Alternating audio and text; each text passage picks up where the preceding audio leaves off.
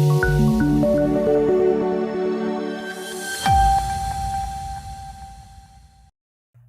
દર્શક મિત્રો, સમાચારની વાત કરવામાં આવે તો તમિલનાડુની વિરુધુનગર લોકસભા સીટના કોંગ્રેસના સાંસદે પોસ્ટ કરેલ એક વિડીયોમાં જોઈ શકાય છે કે સંસદની નવી ઇમારતની અંદર પાણી લીકેજ થઈ રહ્યું છે।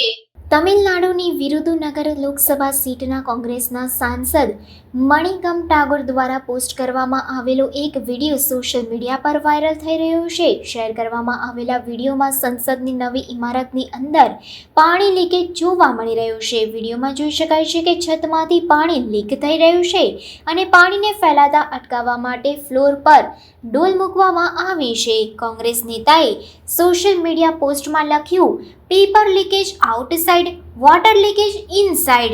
રાષ્ટ્રપતિ દ્વારા ઉપયોગમાં લેવાતા સંસદની લોબીમાં પાણી લીકેજ નવું ભવન હવામાન સંબંધિત સમસ્યાઓને પ્રકાશિત કરે છે, જે નિર્માણ પૂરું થયાને માત્ર ટૂંક સમયમાં જ સામે આવી છે। આ મુદ્દા પર લોકસભામાં સ્થગિત દરખાસ્ત રજૂ કરવામાં આવી હતી। કોંગ્રેસ નેતાએ વિડીયો પોસ્ટ કર્યા બાદ સોશિયલ મીડિયા યુઝર્સ આ ઘટના પર વિવિધ કોમેન્ટ કરી રહ્યા છે।